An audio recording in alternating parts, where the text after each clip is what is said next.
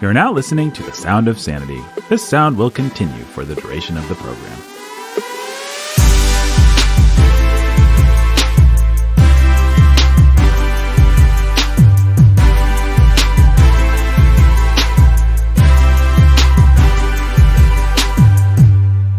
Hey everybody, my name is Nathan. I am your humble and obedient host, welcoming you to Sound of Sanity. We've got Ben Sulzer, the king of sanity right there. If there's one sane person in this world, it's Benjamin Sanelzer, we call him. It's a perfect portmanteau. Or just Ben Sulzer for short. Or just Ben Sulzer for short. Mm-hmm. And speaking of sanity, Ben, why don't you, in the sanest fashion, which will be impossible for you not to do because of your great amount of sanity, why don't you introduce the other incredibly sane gentleman on this very podcast? Credible is the word. It's Pastor Jacob Menzel. Hi, Jake. Hey. How are you? Fine. How are you? Great. Good. Keeping it together. Keeping it together. That's right. That's what sane people do. That's what Ben does. That's what I do. He's like Atlas. He's got the big globe on his shoulders. And if he shrugs, then Ayn Rand will write a crappy book. All right. Let's talk about the thing. Don't shrug, please. Don't shrug. Please. Fun fact that you've been through a time vortex type situation, you are directly responsible for all of Ayn Rand's books. You're welcome. That's the most insulting fun fact about Ben that there's ever been. Man, ethical egoism, here we come. Oh, boo. Let's not have any ethical egoism on this podcast. Let's not have any objectivism. Let's just stay away from Ayn Rand unless we're doing a brutal takedown, which I don't know why we would, because who cares? But today, guys, we're coining our own philosophical idea.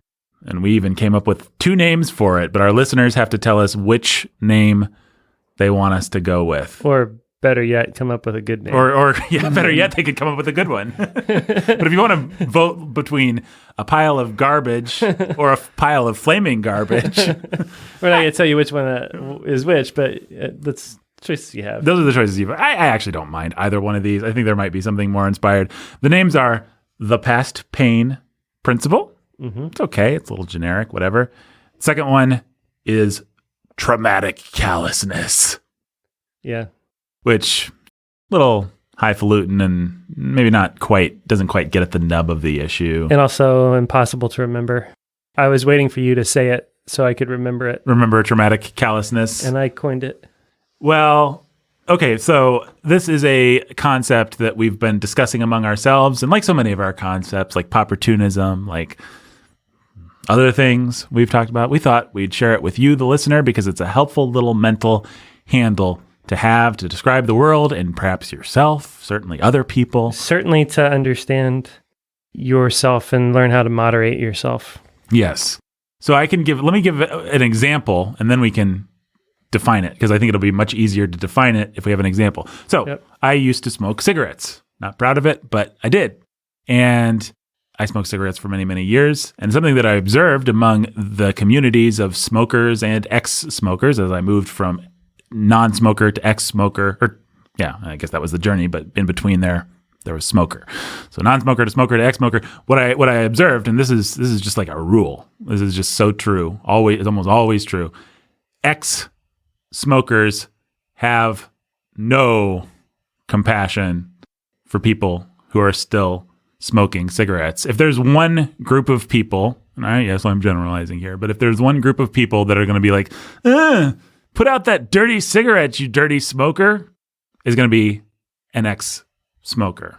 And the reason is pretty obvious and simple, I guess. I mean, I don't know whether you would think that that's how it would be, but once you start to think about it, it does make sense because they overcame it. They found a way to quit. And it was painful. And they went through it and they resent the pain. They muscled through it, yeah. They muscled through it. And if I can do it, you can do it. And I resent the fact that I had to give it up. I chose to give it up. It was painful. And there you are indulging in it. right. like an idiot. I found myself doing this before. I try to, once I sort of became aware of it, I try to moderate it and not do it. But if I'm talking to someone who's still smoking cigarettes, I do have this urge, like, I did it. Here's how I did it. It worked. If you were just willing to follow these steps, it would be hard, but you can do it. You can do it. I did it. So yeah, what's it's your actually problem? not hard. I find myself. I mean, it is hard, but also just do it.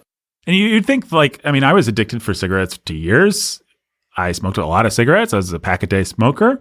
And it took me many, many, many, many tries to finally quit smoking cigarettes. And it's one of those things where you're never really an ex-smoker. If somebody gave me a pack and I, for whatever dumb reason, smoked it, I could be a smoker again in a minute. I mean, it's like some people with alcohol or different addictions.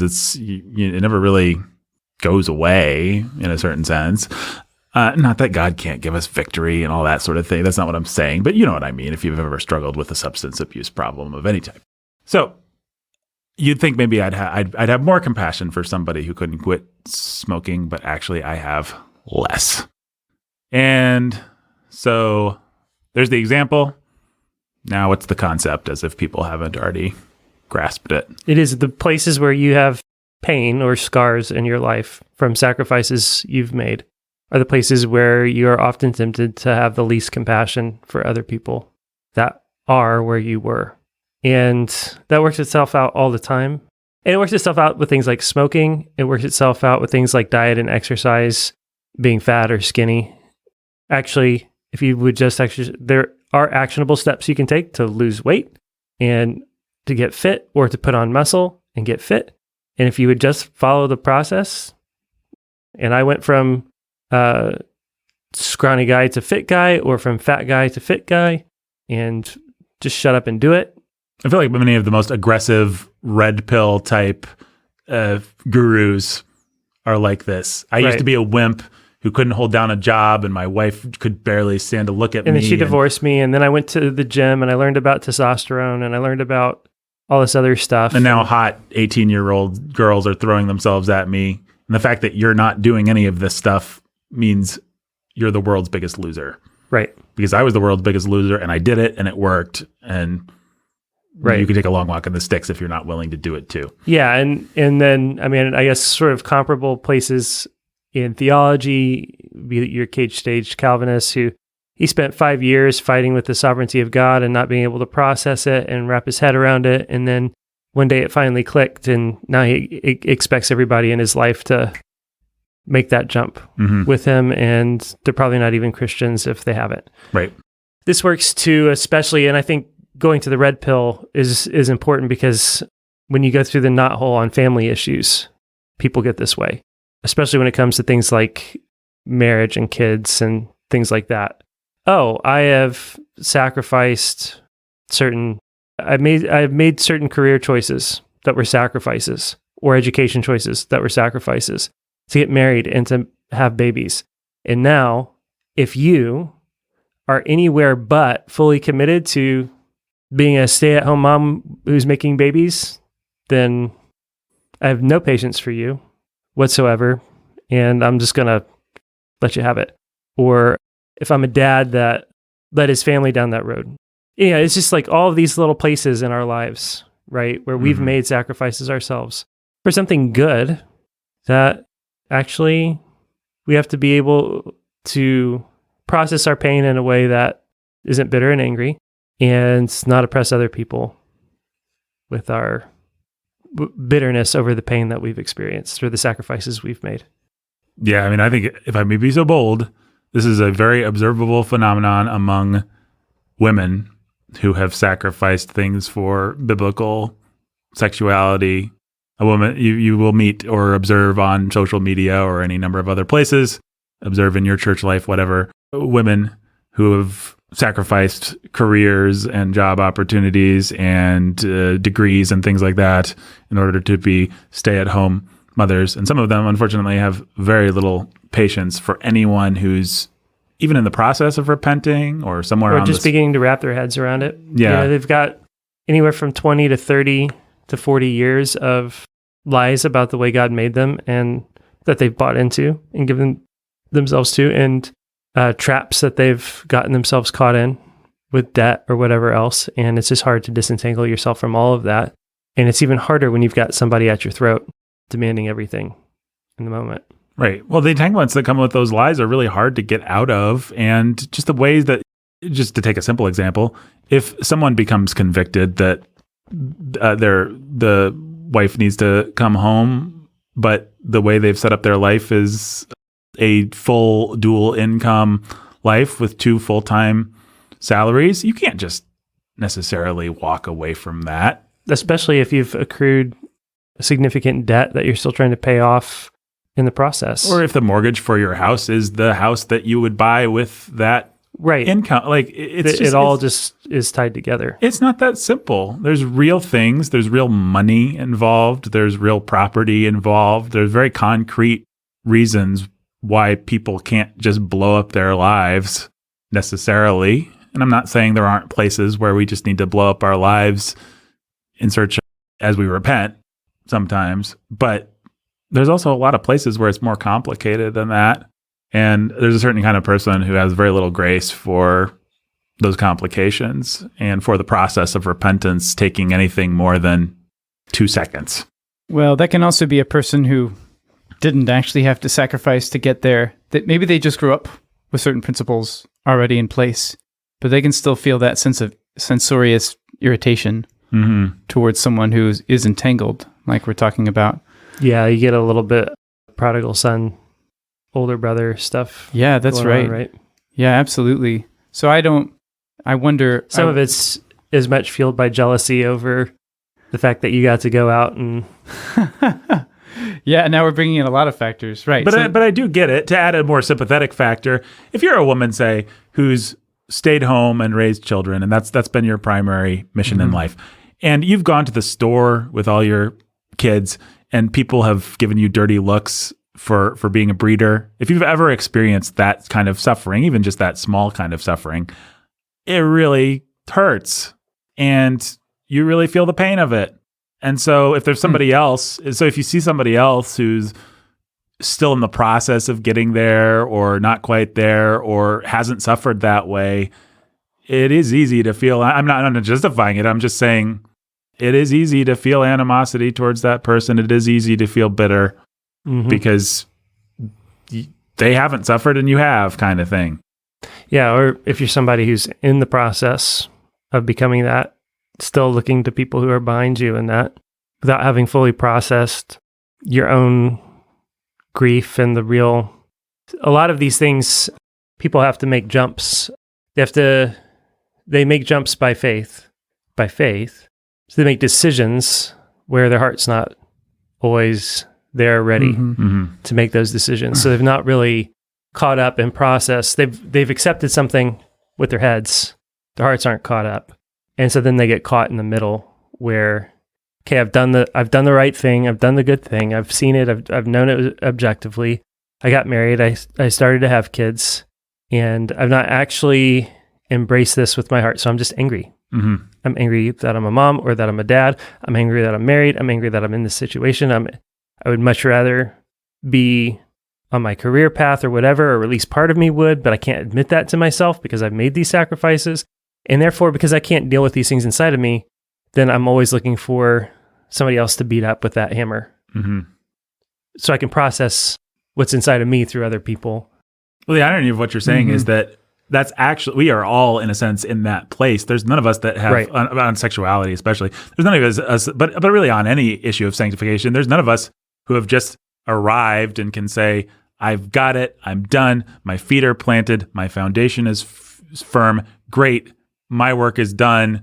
Now let's look out at all the losers who are still trying to get there. But because people don't like the feeling of living in these tense places, of living in a perverse world, they want to just say, okay, my work is done. I've planted. Like, I've done hard things. I've done hard things.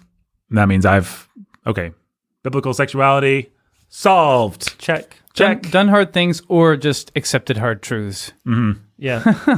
And I have a prospect of doing some hard things maybe. Right. But I accepted the hard truths. I'm reconciled on some level. So you should be too, right now. Right. Oh, right now. Yeah. So I think in some sense we're talking about the deeper truths underneath the cage stage mentality and the ways that the other places that appears in our lives. Can you explain cage stage just in case there's somebody listening who doesn't? Yeah, I tried to earlier on, but cage stage Calvinist is a phrase that somebody coined it to say that for a period of years, potentially, depending on your maturity, once you become a Calvinist, once you become open to Reformed theology, you just need to be locked in a cage and not allowed to interact with people until you mellow and mature.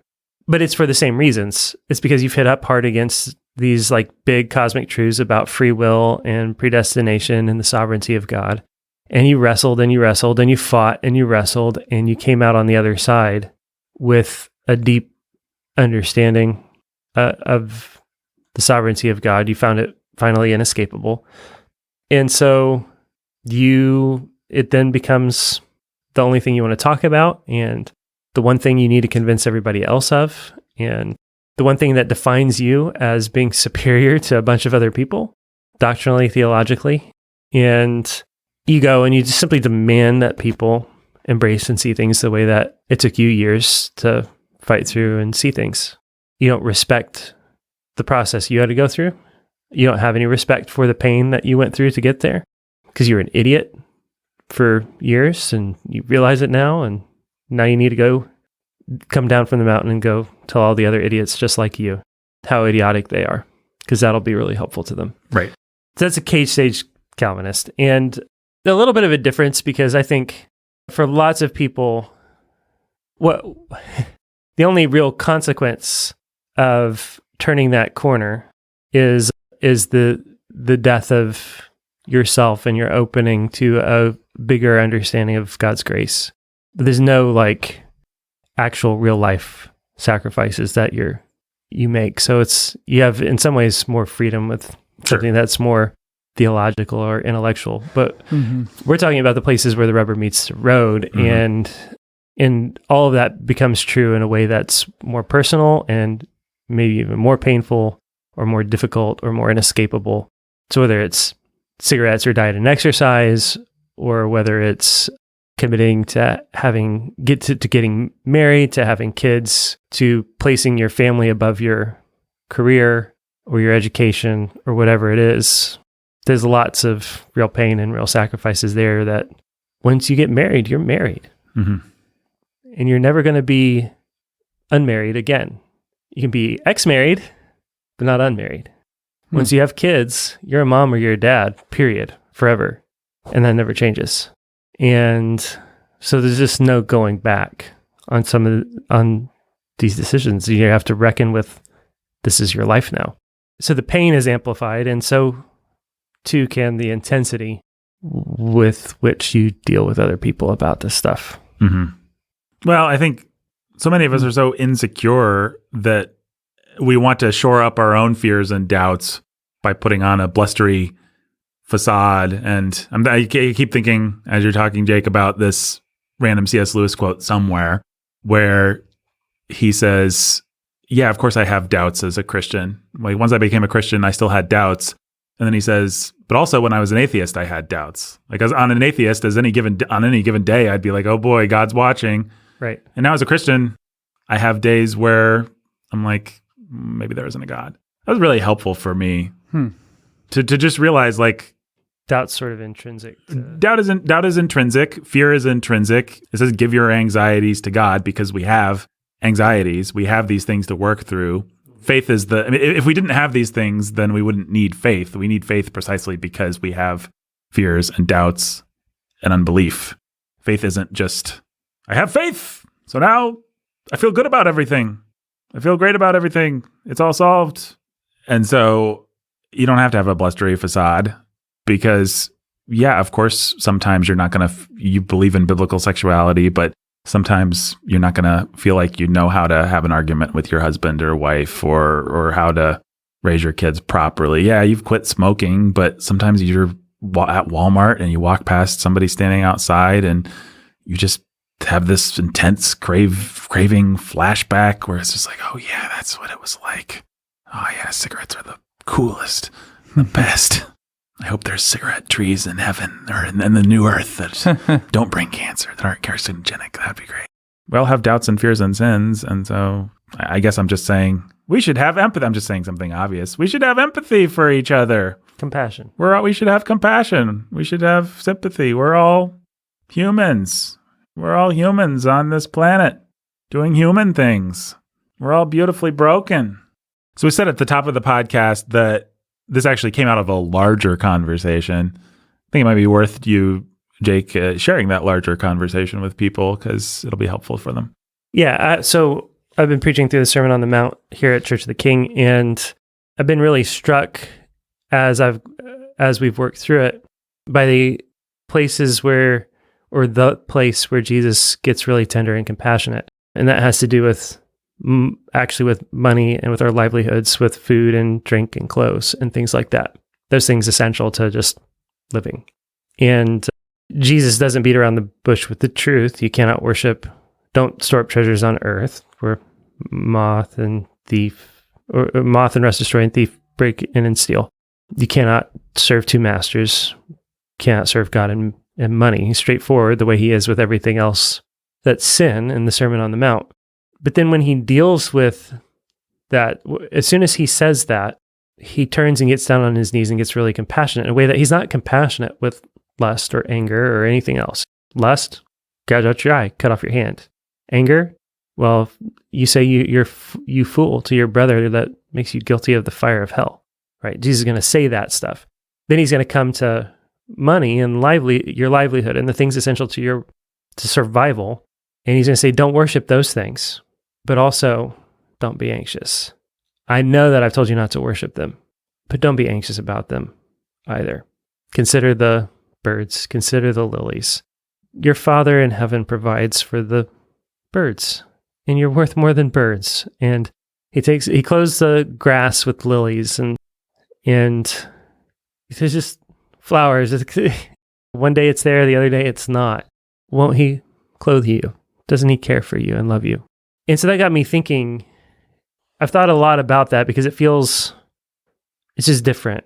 And so why is that? Well, I think Jesus just spent 40 days in the wilderness fasting. He feels very much the pain and difficulty of survival, the vulnerability that we feel about those things and the temptation that comes with it to make our lives about them and to worship them.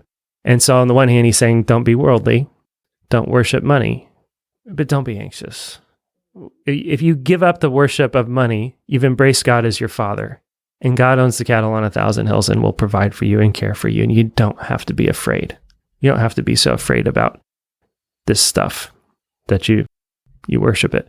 And so the reason I'm harping on this is because I've been thinking a lot about being sure that we have compassion at the places where God's commands and the lines that we draw clearly, firmly, boldly touch on people's livelihoods. And sex is right up there at the top of the list. Sexuality is right up there at the top of the list. And we've all made sacrifices to live the way that we do. And those sacrifices are financial, right?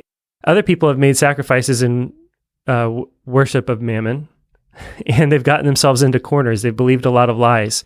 They've boxed themselves in. They've accrued thousands and thousands of dollars of debt.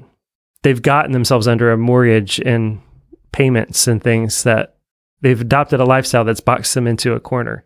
And you start talking about biblical sexuality, well, you're talking about reorienting their entire lives and posing a threat to their livelihoods. How am I supposed to pay off this debt? How am I supposed to pay for this mortgage? You're talking about more than just wanting to be a good mom. Like, I'm there, I want to be a good mom, but also see the chains, like, and so then you come to people who have made those decisions and sacrifices and felt the pain of it, not having patience for people who are boxed into the same kind of corners, not giving space to people who are boxed into the same kind of corners.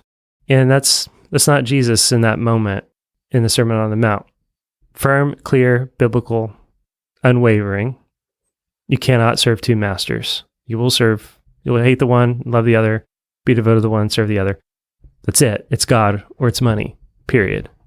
But don't be anxious. Look at the birds. Look at the lilies. You've got a Father that cares for you and will provide for you. We have to be able, when we talk about things that hit at people where they live, to be able to draw those clear, hard lines and to be able in the next breath say, look at the birds and the lilies. That's all. But this past pain principle or traumatic callousness, I think it might be losing, because if you can never remember it, then it's not very sticky. Yeah, traumatic callousness can get in the way. It's the place where you've got your scars there, right? And your pain, and tied up to that, the potential for bitterness where there should be gratitude. And suddenly you don't have compassion for people who are taking steps in a direction from a different place, from the same place you started, or from a different place you started, from down the road of where you started, or ahead of the road of where you started, even. Everything from the freshman in college who's taken on a little bit of debt to the 40-year-old career woman who is trying to figure out how to be a mom to her kids, and everywhere in between. So where's the space? Where's the holding both firmly in both hands of, you cannot serve God and money. Look at the birds and look at the lilies. Right. So, but that principle in and of itself is just a helpful one to have some kind of hook for, some kind of handle for, because we can see it at work all over the place. Looking back on my time in campus ministry, I see that at work in ways I interacted with college students. I mean, not all bad, but it's just there.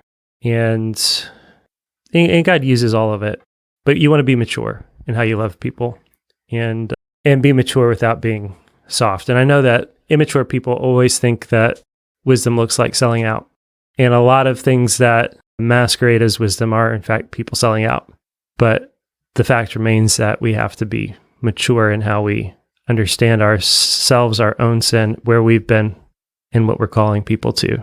And have to be the right kind of compassionate in the right places and in the right ways with them. So you deal with the rebel the way that you deal with the rebel, but you deal with somebody who's weak very differently. And places that hit our livelihood are places that make us all feel weak. And that's why I think Jesus, at that moment, after he said so many hard edges, an angry word with your brother, hell, gouge out your eye, cut off your hand. You must be perfect as your Father in heaven. Don't the pagans do this stuff? Like, you can't be like that. You have to be perfect like your Father in heaven. Don't be like the hypocrites. They blow a trumpet in the streets. Don't be like the hypocrites. They repeat mindless, empty phrases. Edge on edge on edge on edge on edge. And then he gets to this stuff, and he's got his edge right there out front. Don't store up treasures on earth where moth and rust destroy and thieves break in and steal. You can't serve two masters, but don't be anxious. Consider the birds and the lilies. He's moved from a place of not just rebellion. He's addressed the rebellion, but there's a weakness that's intrinsic to just human frailty that's there too. And that's where he bends. And so the places where we deal with rebellion that is tied to the weakness of just human existence, of frailty, we have to be mindful to be tender at those places too. And it just occurred to me, maybe for the first time, hey, sex and sexuality is integrally tied to all of that stuff. Mm-hmm, mm-hmm. And so we have to deal with the rebellion head on and firmly, while also always having the same kind of compassion and tenderness that for the weakness that attends it, that Jesus had. So anyhow, that's kind of where this all came from, or at least in my thinking. And I was wanting to process it with Nathan and Ben, so we're on the same page and doing our best to love everybody in our church plant, whether they're college students or families and everyone in between. So, well, speaking of past principles, we have a principle that is both past, present, and future of raising money to support this podcast's work through Patreon. So go to patreon.com/Sound of Sanity. Man, that was a smooth transition. Nailed it. Speaking of money tensions, why don't you give some more to... Well, you can't serve Mammon. What you can do is give it to patreon.com/Sound of Sanity. Hey, those people got Ville episodes early. In fact, this episode is coming out. I'm not going to make any promises, but you might be able to hear the third episode of this run we've been doing. Right now. If you gave as little as $1 or $5 a month. Yeah. So go to patreon.com/Sound of Sanity. We also do fun extra episodes, just a little bit more casual behind the magical wall of bonus content over there. Every once in a while, we'll put up a video. There's just a vast swath of cool stuff that happens, and you're supporting this podcast. You're also supporting the Ville and Chip and Lance show and things like that. So if you enjoy this podcast or you enjoy the other creative endeavors that we do in the larger sort of Sanity verse, then go to patreon.com/Sound of Sanity. And final word from you, Ben? No final word from me, Nathan. There will be absolutely no final word. Nothing. From Ben. Not even one more word. Bask in that, meta textualists. Until you're done basking. Stay sane. After that, go nuts.